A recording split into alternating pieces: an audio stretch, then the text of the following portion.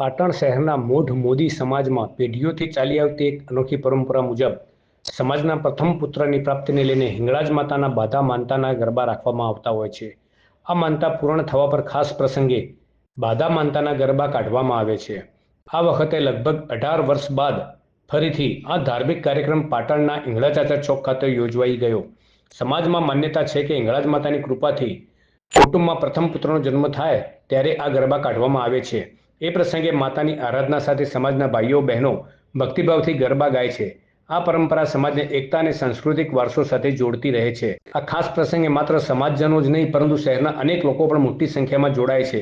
હિંગળાચાચા ચોક ખાતે રંગબેરંગી પરંપરાગત વસ્ત્રોમાં મહિલાઓ અને યુવતીઓ ગરબે ઘૂમવા લાગી હતી, જ્યારે પુરુષો ધાર્મિક માહોલમાં સેવા અને આયોજન સંભાળતા હતા. પાંચ કુટુંબના ગરબા વર્ષોથી નીકળી રહ્યા છે.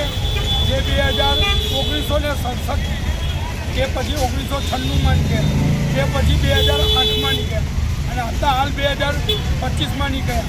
અમારા બાળકોનો પહેલો જન્મ થાય, ઘરમાં પહેલું સંતાન થાય તો અમારે અહીંયા ગાડી હિંગળાજ માતાના ગરબા શીખવાડવા પડે પહેલાં સંતાને.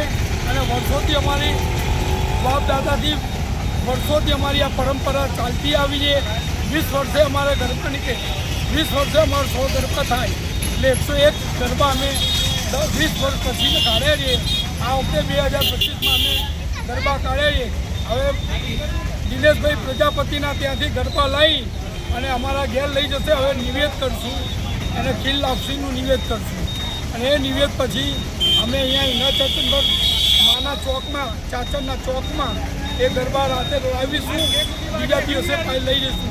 એમ કરતાં 9 દિવસ, 9મા દિવસે અમે એ ગરબાને વળાવીશું એ હિંગળાજ માતાના મંદિર સાનિધ્યમાં.